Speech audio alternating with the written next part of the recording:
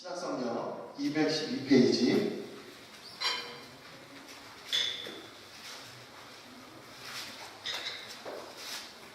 사도행전 15장 16절로 17절까지의 말씀을 우리 시간 다같이 한 목소리로 합독하도록 하겠습니다. 16절부터 같이 합독합니다.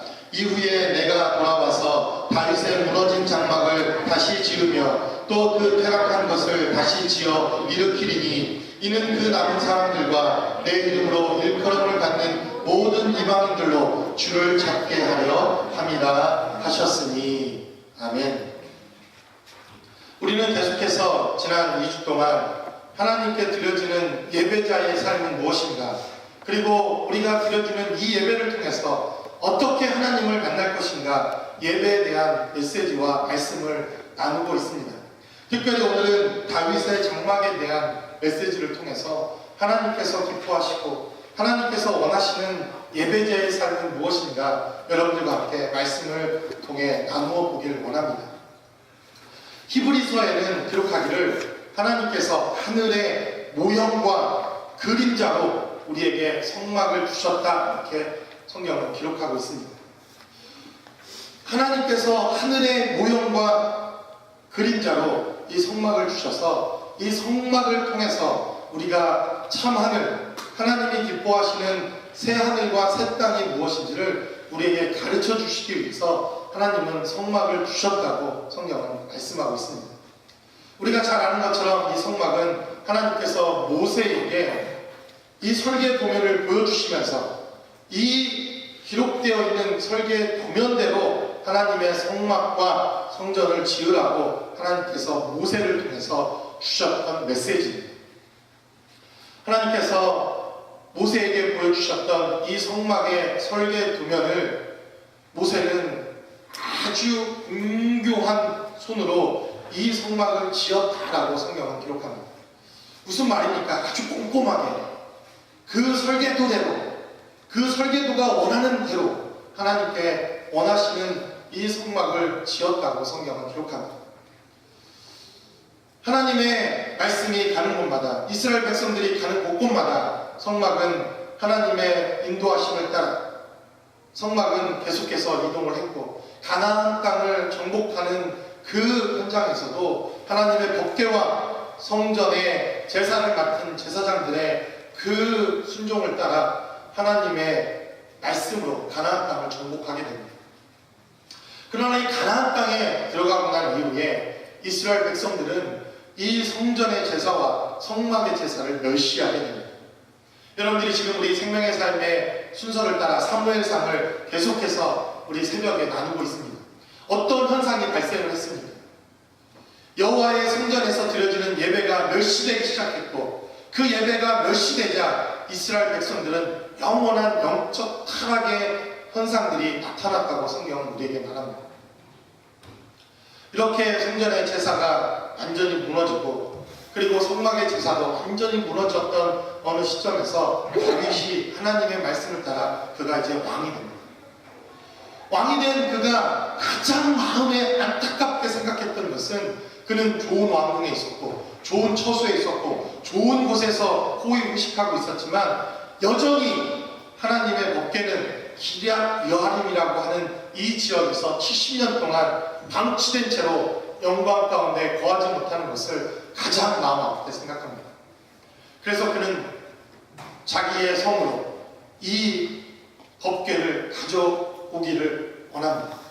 그리고 그 법궤를 모셔놓고 하나님 앞에 예배하며 찬양드리며 하나님께 제사했던 곳이 바로 오늘 우리가 본문에 읽었던, 그리고 아모스 선지자를 통해서 말하는 다윗의 장막이라는 것입니다.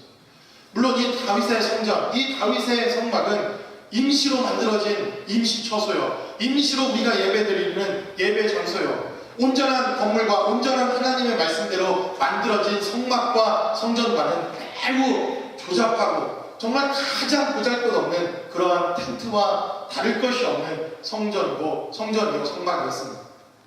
이것을 안타깝게 생각했던 다윗은 하나님께 간절히 기도합니다. 하나님, 내가 성전을 짓겠습니다. 하나님, 내가 정말 이 법궤와 하나님의 영광이 함께하는 성전을 내 손으로 짓겠습니다. 그러나 하나님께서 다윗에게 이렇게 말씀합니다. 내가 너무 전쟁에서 피를 흘렸으므로 내가 너의 예배를 받을 수가 없다. 내가 짓는 그 성전을 내가 받을 수가 없다고 하나님이 말씀하십니다. 그래서 다윗은 열심히 성전을 건축하기 위한 재료들과 물질을 모아서 그의 아들 솔로몬을 통하여 솔로몬의 성전이 건축되어집니다. 얼마나 하나님께서 기쁘셨던지, 얼마나 이 솔로몬의 성전이 건축되고 난 이후에 하나님께서 기쁘셨던지 솔로몬에게 약속하시기를 이 성전에서 하나님을 향하여 노래하는 자들, 그리고 기도를 하기만 하면 하나님께서 듣고 응답하시고 이스라엘을 구원하시겠다는 약속을 하나님께서 하십니다. 그러나 이 약속에도 불구하고 이스라엘 백성들은 솔로몬의 성전 제사를 무시하기 시작합니다. 하나님을 저버리기 시작합니다. 예배를 소홀히 하기 시작합니다. 어떤 결과가 일어났습니까? 바벨론에 의해 이 솔로몬의 성전은 완전히 멸망당하는 사건이 있게 되어집니다. 솔로몬의 그 영화와 솔로몬이 하나님의 성전에 드렸던 그 수많은 금과 은들, 그리고 정말 가장 좋았던 모든 것들은 바벨론을 향하여 모두가 다 이동하게 됩니다. 그리고 예루살렘 성벽과 함께 이 성전은 완전히 멸망당하는 그러한 아픔의 역사가 이스라엘 가운데 있었다는 사실입니다. 그러나 우리가 잘 아는 것처럼 하나님의 말씀에 따라, 하나님의 언약을 따라 이제 70년이 지난 이후에 이스라엘 백성들은 바벨론의 포로에서부터 예루살렘으로 다시 돌아오는 역사가 있었습니다.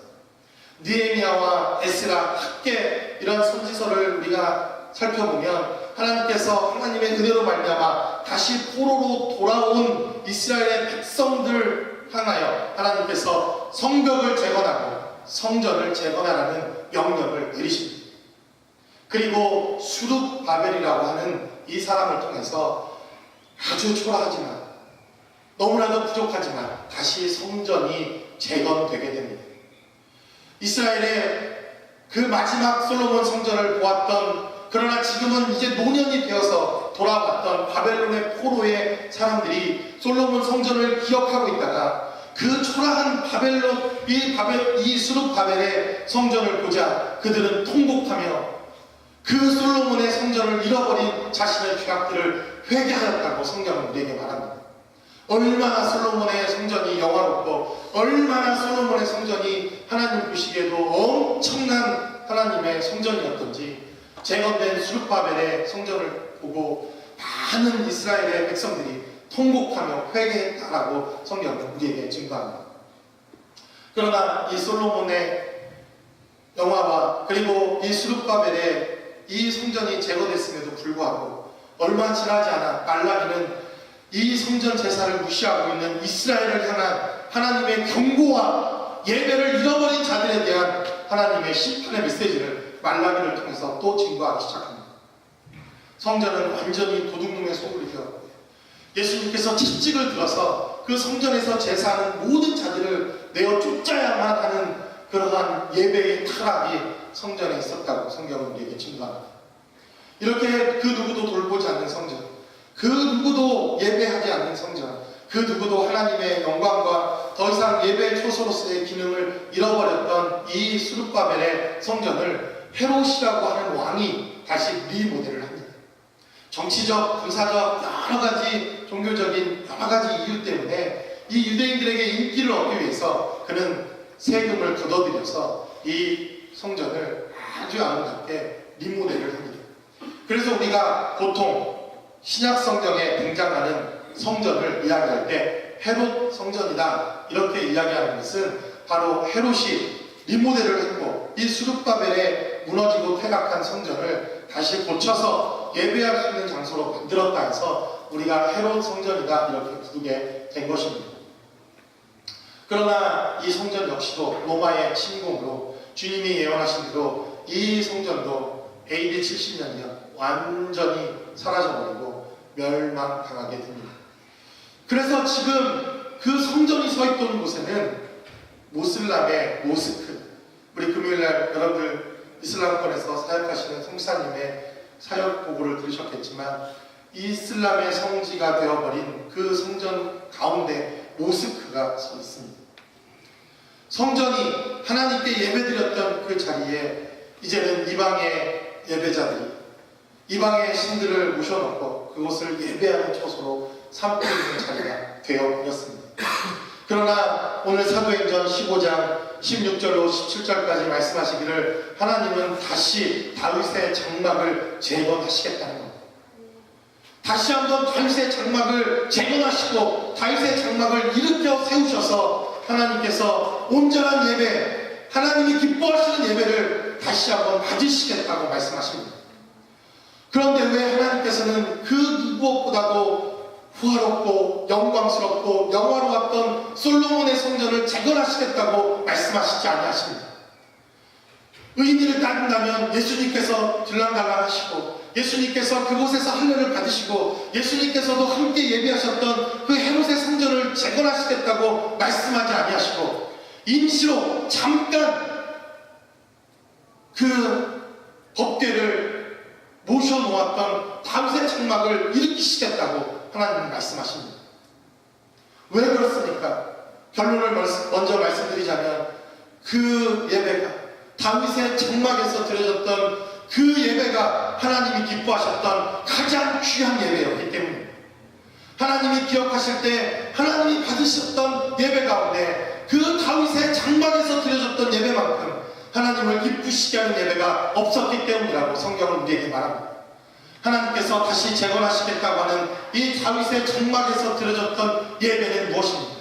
그리고 하나님께서 다윗의 장막을 통해서 다시 한번 저와 여러분들을 예배자로 세우시겠다고 말씀하시는 이 예배의 감격과 기쁨은 무엇입니까? 오늘 본문은 우리에게 첫 번째로 말씀하시기를 이 다윗의 장막에는 오벳 에돔과 같은 예배에 헌신된 자들, 예배에 감격 있는 자들, 예배를 통하여 헌신된 사람들의 예배가 바로 이 다윗의 장막에 있었다고 성경은 우리에게 증거합니다. 우리 한번 역대상 15장 18절의 말씀을 한번 찾아봅니다. 구약성경 역대상의 말씀을 한번 찾아봅니다. 역대상 15장 18절 말씀을 제가 한번 읽어보도록 하겠습니다. 그 다음으로 형제 스가랴와 벤과 야하시엘과 스미라못과 여히엘과 운니와 엘리압과 부나냐와 마아세야와 맏디디야와 엘리블레무와 믹네야와 움직이 오벳 에돔과 여히엘을 세웠다라고 성경은 기록하고 있습니다. 또 역대상 16장 38절의 말씀을 보면 그곳에서도 오벳 에돔과 그 형제 68인과 여두둔의 아들 오벳 에돔과 호사로 문지기를 삼았고 라고 성경은 기록하고 있습니다. 이 다윗의 장막에 문지기를 두었는데 바로 그 사람이 오벳 에돔이라는 사람입니다. 여러분 오벳 에돔이라는 사람의 이 이름을 혹시 기억하십니까? 여러분들이 우리가 계속해서 사무엘상의 큐티를 하고 있습니다. 새벽 예배에 우리가 또 생명의 삶의 순서를 따라서 계속해서 큐티를 하는 동안 이 오벳 에돔이라는 사람의 이름이 등장을 합니다. 예배가 타락하고 성막의 제사, 성전의 제사를 무시하자 어떤 일이 발생합니까? 블레셋의 법궤를 빼앗기는 일이 이스라엘 백성 가운데 일어납니다. 엘리라고 하는 제사장이 있을 때 블레셋과의 전투가 일어납니다. 그때 그 전투에서 이스라엘 백성들은 안타깝게도 이 법궤를 빼앗겨버리고 말았습니다. 그런데 하나님께서 이 빼앗긴 법궤가 스스로 영적 전쟁을 시작합니다. 어떤 일이 있었습니까? 가사에서 아디두스라고 하는 이 도시에서 이 법궤가 옮겨지는 곳마다 하나님이 이 블레셋 땅의 저주를, 심판을, 그리고 질병을 하나님께서 허락하십니다. 이 법궤가 가는 곳마다 사람들이 죽어나가기 시작합니다.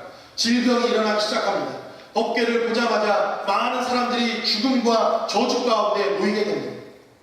그러자 블레셋 사람들이 생각하기를 이 법궤 때문에 우리가 혹시 이 저주와 심판과 죽음 가운데 있는 것은 아닌가라는 생각을 하고 그들은 암소 2마리를 취해서 갓 젖을 때 암소 2마리를 취합니다.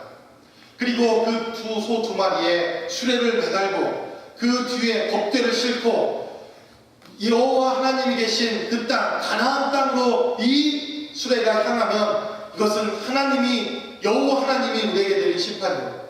그렇지 않고 이 젖을 땐 이 소가 자기의 송아지가 있는 블레셋 땅으로 향하면 이것은 하나님의 심판이 아니라 그냥 우연히 일어난 일이다 라고 하자라고 결정을 합니다.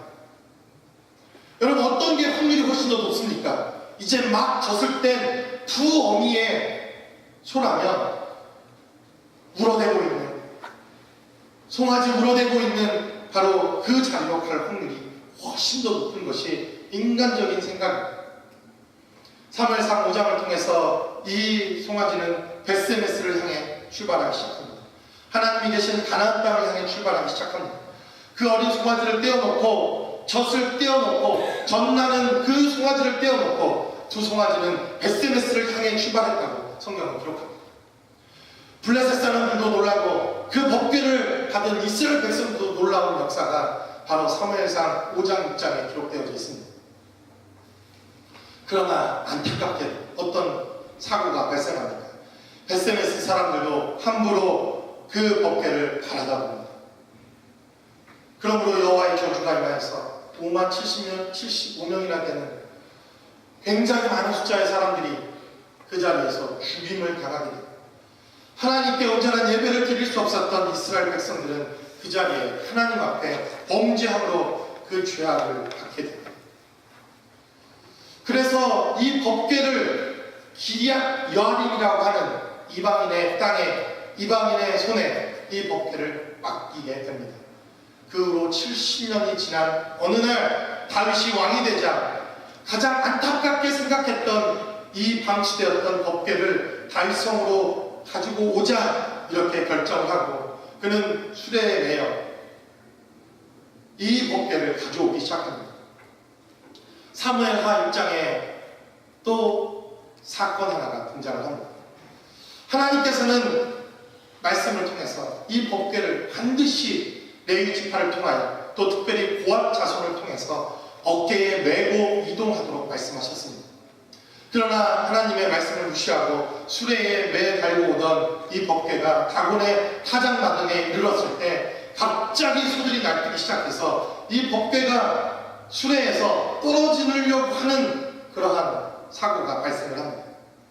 그때 어떤 사람이 이 법궤를 떨어지지 않기 위해서 잡았다고 성경은 기록합니다.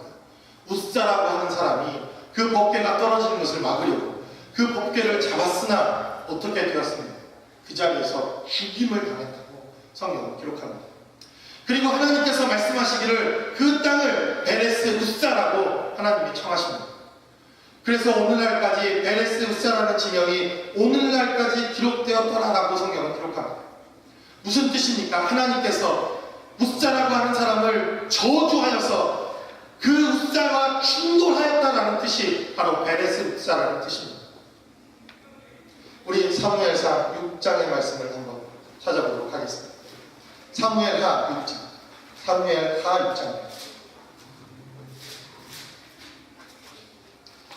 사무엘하 6장부터 6장 6절부터 11절까지의 말씀을 제가 한번 읽어보도록 하겠습니다. 저희가 나곤의 타작마당에 이르러서는 소들이 뛰므로 웃사가 손을 들어 하나님의 궤를 붙들었더니 여호와 하나님이 웃사의 잘못함을 인하여 진노하사 저를 그곳에서 치시니 저가 거기 하나님의 궤 곁에서 죽으니라. 여호와께서 웃사를 충돌하심으로 다윗이 분하여 그곳을 베레스 웃사라 칭하니 그 이름이 오늘날까지 이르니라. 다윗이 그날에 여호와를 두려워하여 가로되 여호와의 궤가 어찌 내게로 오리요 하고 여호와의 궤를 옮겨 다윗성 자기에게로 매여 가기를 즐겨하지 아니하고 치우쳐 가드 사람 오벳 에돔의 집으로 매여 간지라. 여호와의 궤가 가드 사람 오벳 에돔의 집에 석 달을 있었는데 여호와께서 오벳 에돔과 그 온 집에 복을 주시니라 라고 성경은 말합니다. 베레스 웃사에서 하나님의 말씀대로 법궤를 옮겨오지 못하자 다윗은 크게 두려워하고 이 법궤를 오벳 에돔이라는 이방인의 사람의 집에 두었다라고 성경은 기록되어 있습니다. 가드라는 지역, 골리앗의 출생지, 가드의 이 블레셋의 왕이 있었던 바로 이 지역, 바로 이방 지역의 삶을 살고 있었던 오벳 에돔이라는 사람의 집에 임시로 이 법궤를 맡기게 됩니다. 그 3개월 동안, 석 달 동안 오벳 에돔은 자기 집에 갑자기 이상한 축복이 역사하는 것을 깨닫기 시작합니다. 그 법궤가 들어온 이후부터 놀라운 축복의 역사가 그의 가정 가운데 있는 것을 그는 깨닫기 시작합니다. 성경에 자세하게 기록되어 있지는 않았지만 엄청난 축복의 역사가 오벳에돔이 깨닫고 오벳에돔이 느끼고 오벳에돔이 인식할 수 있을 정도로 하나님의 축복의 역사가 있었다는 사실을 그도 경험할 만큼 하나님께서는 오벳에돔의 집에 축복의 역사를 하시기 시작합니다. 그런데 어느 날 다윗이 이제 다윗 성으로 하나님의 말씀을 듣고 그가 수레에 이 법궤를 싣고 온 것이 잘못된 것이라는 것을 깨닫고 고앗 자손을 보내어 이 법궤를 다윗 성으로 가져오게 됩니다. 오벳에돔은 갈등했을 겁니다. 저 법궤가 좀 계속해서 자기 집에 있었으면 좋겠는데 저 법궤 때문에 3개월 동안 받았던 축복이 너무나 큰 것이었는데 그것을 갖겠다고 주장할 수는 없고 내 것이라고 빼앗아 올 수는 없지만 저 법궤가 떠나가는 것을 보면서 이 오벳에돔은 더 이상 그 하나님의 축복이 자신과 함께 할 수 없다는 것에 그는 좌절하고 낙심했을지 모릅니다. 그리고 그는 결단합니다. 어떤 결단이 있었습니까? 그 가드 땅을 떠나 그 법궤가 가고 있는 다윗성으로 자신의 삶을 향해 떠나기로 그는 결단합니다. 그리고 결심합니다. 내가 이 법궤가 있는 다윗의 성막, 이 법궤가 있는 다윗의 장막에 문지기가 되어도 좋으니 나는 결단코 법궤를 떠나지 않겠다. 하나님의 영광이 있는 곳, 하나님의 예배가 있는 곳, 하나님이 함께 하시는 곳, 하나님의 축복이 있는 곳을 나는 결단코 떠나지 않겠다라고 결심한 오벳에돔의 헌신과 축복과 예배가 있었던 바로 그 유일한 성전, 그것이 바로 오벳에돔의 성전, 예배가 있었던 다윗의 장막이었다고 성경은 우리에게 증거합니다. 바로 이러한 오벳에돔이 모여있어 하나님 앞에 예배드렸던 장소, 오벳에돔과 같이 예배의 축복과 하나님이 함께 하시는 이 축복의 역사를 깨달은 사람들이 들으셨던 예배, 바로 이 예배가 다윗의 장막의 예배였다고 성경은 우리에게 증거합니다. 여러분도 이렇게 다윗처럼 예배하며 하나님이 기억하시는 오벳에돔과 같은 헌신된 예배자로 설 수 있기를 주의 이름으로 간절히 축원합니다. 그리하여 이 오벳에돔은 자기의 모든 식솔들을 이끌고 다윗으로 향합니다. 85명이나 되는 자신의 모든 식솔들을 데리고 축복의 자리가 어디인지, 그리고 정말 축복의 장소가 어디인지를 그는 자기의 가족들을 모두 다 이끌고 나와 다윗의 장막에 거하여 그곳에 문지기가 되었다고 성경은 기록하고 있습니다. 여러분, 예배 자리가 축복의 자리입니다. 여러분 믿으십니까? 예배 자리가 복받는 자리입니다. 예배 자리가 하나님께서 역사하실 수 있는 자리입니다. 그러므로 여전히 예배 자리에 함께하지 못하는 우리의 성도들과 가정이 있다면 여러분 예배 자리로 초청하십시오. 바로 그 자리가 하나님의 은혜를 경험하는 자리요, 하나님의 축복을 경험할 수 있는 자리라는 사실을 깨닫고 오벳에돔이 드렸던 이 간절한 예배의 역사가 저와 여러분들 주의 몸된 교회 가운데 함께 하시기를 주의 이름으로 간절히 축원합니다. 두 번째로 성경은 우리에게 말합니다. 바로 다윗의 장막에는 24시간 하나님을 찬양하는 찬양이 끊임없이 울려 퍼지는 예배의 처소요 장소였다고 성경은 우리에게 증거합니다. 우리 다시 한번 역대상 16장 4절의 말씀을 한번 읽어보도록 하겠습니다. 역대상 16장 4절의 말씀을 제가 한번 읽어보도록 하겠습니다. 또 레위 사람을 세워 여호와의 궤 앞에서 섬기며 이스라엘 하나님 여호와를 칭송하며 감사하며 찬양하게 하였다라고 성경은 기록합니다. 다윗이 장막을 짓고 나자 그는 이제 직분자들을 세우기 시작합니다. 어떤 직분자들을 세웠다고 성경은 말합니까? 그 궤를 섬기며 그 앞에서 여호와를 칭송하며 감사하며 찬양하는 레위인을 세웠다라고 성경은 기록하고 있습니다. 우리 역대상 25장의 말씀으로 25장의 말씀을 한번 찾아볼게요. 역대상 25장의 한 장에는 아주 귀한 사역의 일꾼들이 세워지는 것을 기록해 놓고 있습니다. 다윗은 레위인을 통하여 찬양대를 만들어 놓고 찬양을 통해서 섬기도록 많은 찬양하는 자들을 세웁니다. 그뿐만 아니라 이제 24시간 하루 24시간 365일 찬양이 끊이지 않도록 다윗은 노래하는 자들을 다윗의 장막에서 노래하는 자들을 세웁니다. 바로 그때 세움을 입었던 직분자들의 그 이야기가 임직식에 대한 이야기가 바로 역대상 25장에 기록되어집니다. 그래서 역대상 25장에는 하나님을 찬양하는 자들 직분을 맡아서 여호와의 장막 다윗의 장막에서 24시간 하나님 앞에 찬양했던 그 직분을 가졌던 사람들의 이름이 바로 역대상 25장에 기록되어져 있습니다. 이들은 24시간 돌아가면서 찬양 그들이 지치고 성가대 1부가 찬양이 끝나면 2부가 이제 찬양을 합니다. 그것을 받아서 찬양팀 1부 찬양팀이 찬양을 합니다. 2부 찬양팀이 받아서 또 찬양을 합니다. 1년 365일 끊이지 않도록 다윗이 살아있는 동안 끊임없이 하나님을 찬양하는 찬양이 울려 퍼지도록 이 찬양팀을 다윗은 다윗의 장막 앞에 세워놓고 날마다 예배하며 찬양하던 그곳이 바로 다윗의 장막이었다고 성경은 우리에게 증거합니다. 저는 우리 교회 예배가 너무 좋습니다. 제가 이 교회의 담임 목사라서가 아니라 이 교회에 오면 정말 찬양이 좋고 찬양이 살아있고 우리가 전심으로 하나님 앞에 찬양드리고 우리 찬양을 통해 기도하며 준비하고 하나님 앞에 우리의 찬양을 온전히 올려드리도록 전심으로 우리가 찬양하기에 저는 우리 교회의 찬양이 너무나도 좋습니다.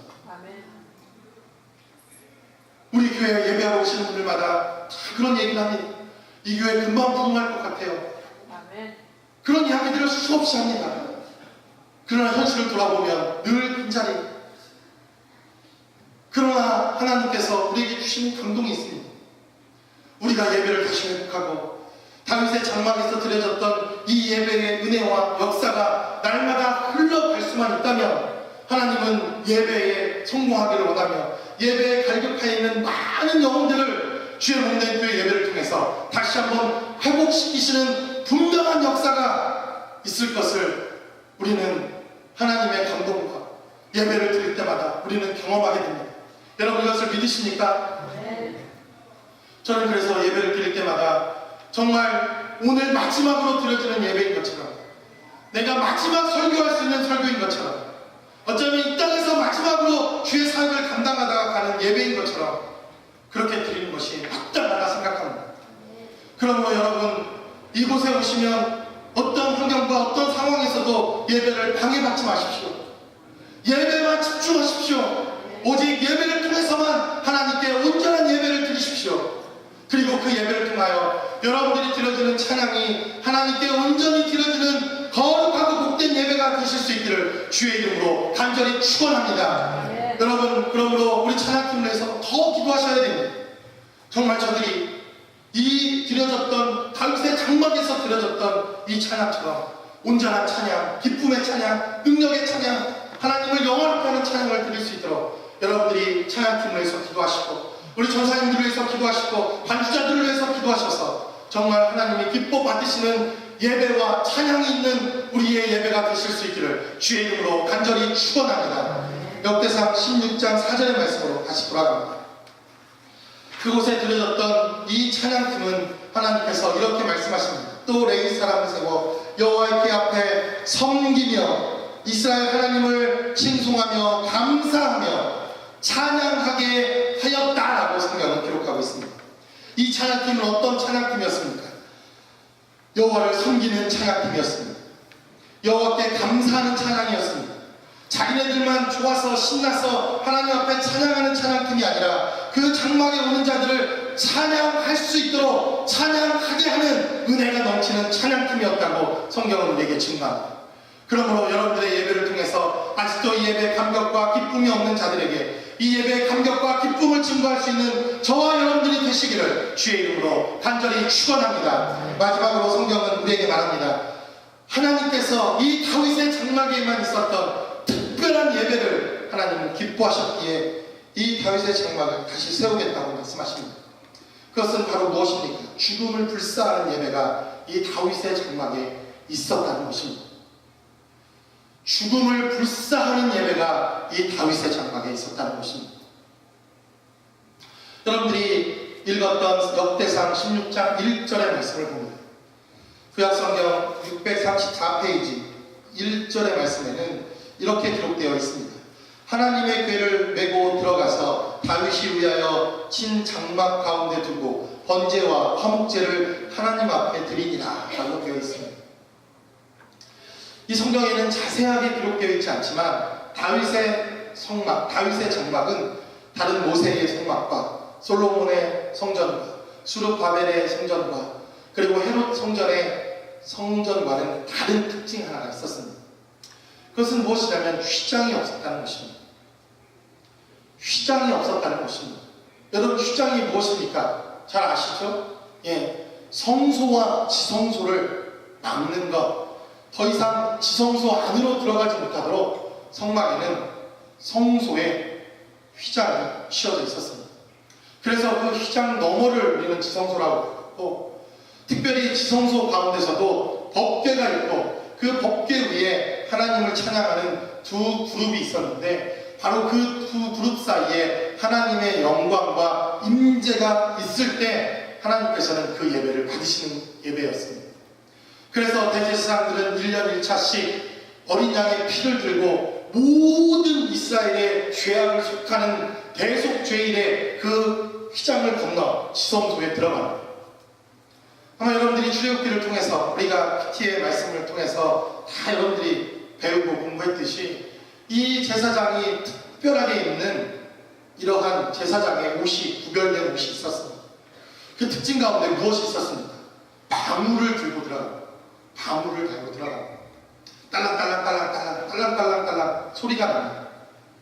왜 그런지 아십니까? 제가 설명을 드려서 아마 여러분 다 아실 겁니다. 대제사장 이외에는 그 지성소로 들어갈 수밖에 없기에 여호와의 온전한 예배를 드리지 못하면 하나님께서 대제사장을 지성소에서 완전히 그 자리에서 죽임을 당하게 하십니다. 그러니까 딸랑딸랑 제사장이 그 안에서 예배를 드리며 하나님께 예배를 드릴 때 딸랑딸랑 방울 소리가 나면 살아있는 겁니다. 근데 갑자기 1분, 2분, 3분이 지나도 이 딸랑 소리가 들리지 않으면 제사장은 그 자리에서 죽임을 당하는 것입니다. 그러면 제사장의 발목에 묶여있던 끈을 이용해서 밖에 있었던 사람들이 이 대제사장을 밖으로 시체를 끌어냅니다. 하나님께서 제사를 받지 아니하시면, 하나님께서 예배를 받지 아니하시면 제사장은 바로 그 자리에서 죽임을 당하게 되었다는 것입니다. 혹시 다른 제사장들과 그리고 그 예배를 밖에서 기다리고 있던 사람들이 혹시 죽임을 당할까 보호의 장막으로 치여 있었던 것이 바로 휘장입니다. 그런데 다윗의 장막에는 이 휘장이 없었다는 사실입니다. 여러분, 이것은 무엇을 뜻합니까? 다윗의 장막에 드려지는 예배는 죽음을 불사한 예배였다는 사실입니다. 다른 말로 무엇입니까? 다윗도 알고 있었을 것입니다. 예배를 잘 드리지 못하면 자신도 이 휘장이 없는 이 성막에서 죽임을 당할 수밖에 없을 것이라는 것을 누구보다도 다윗은 잘 알고 있었을 것입니다. 그러나 죽임을 당하지 않는 한 가지 방법, 그것도 다윗은 너무나도 잘 알고 있었습니다. 무엇입니까? 예배에 성공하는 것입니다. 제사에 성공하는 것입니다. 제사에 성공해서 하나님께서 그 성소 법궤에서 드려지는 그 제사를 받으시기만 하면 그 누구도 죽음을 당치 않습니다. 그러므로 휘장이 없는 그 다윗의 장막에 들어가 예배를 드리는 다윗과 그곳에 예배 드리는 모든 자들은 죽음을 불사하고 예배를 드렸을 것입니다. 아니, 이 예배를 반드시 성공하리라, 이 이 예배를 하나님 기뻐하시는 예배로 반드시 성공하겠다는 결단을 가지고 그들은 예배에 참여했을 것입니다.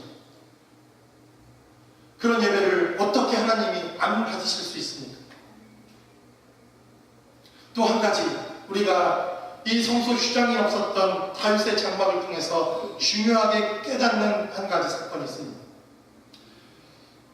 여러분, 언제 어떤 상황과 어떤 사건에서 이 주님이 우리에게 성소의 휴장과 장막을 거두어 가셨습니다.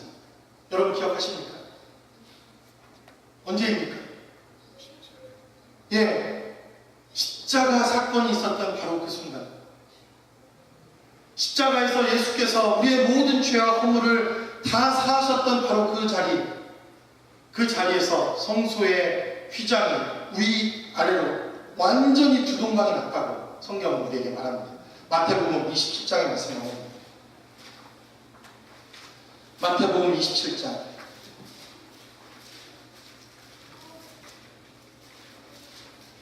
마태복음 27장 50절로 51절까지의 말씀을 제가 한번 읽어봅니다.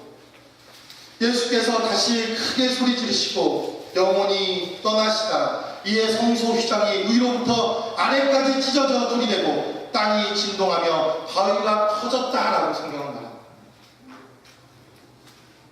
죽을 때까지 인류 역사에 성소의 휘장이 계속 있었던 게 아닙니다.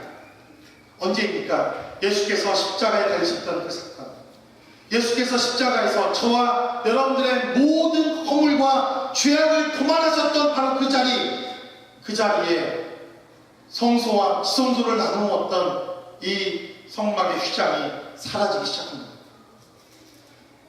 무엇을 뜻합니까? 다윗은 어쩌면 성경에 기록되어 있지 않지만 그는 그 예배를 통해서, 들어지는 다윗의 장막을 통해서 메시아 예수 그리스도, 우리의 모든 죄와 허물을 사하시고 우리를 위해 대속하실 바로 그 예수 그리스도의 보혈의 생명, 오실 메시아의 그 생명을 경험한 예배가 다윗의 장막에서 드려지고 있었다는 사실입니다.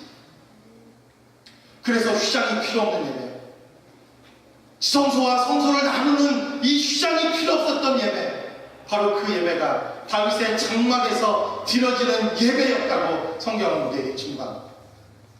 그러므로 하나님은 우리에게 말씀합니다. 이 다윗이 드렸던 이 예배를 다시 회복하시겠다는 겁니다. 교회가 타락하고 교회의 죄악들이 들어오기 시작하고 교회가 더 이상 부흥하지 않는 가장 중요한 근본적인 이유가 있다면 바로 예배를 소홀히 하기 때문이라고 저는 믿습니다.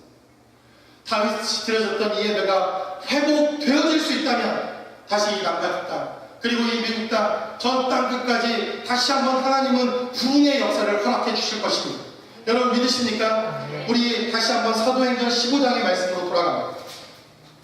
사도행전 15장 16절로 17절까지는 이렇게 말씀하십니다. 이후에 내가 돌아와서 다윗의 무너진 장막을 다시 지으며 또 그 퇴락한 것을 다시 지어 일으키리니 이는 그 남은 사람들과 내 이름으로 일컬음을 받는 모든 이방인들로 주를 찾게 하려 함이라 하셨나니 라고 말합니다. 이 다윗의 장막을 다시 일으켜서 하나님은 많은 이방인들을 예배자로 세우시겠다는 것입니다.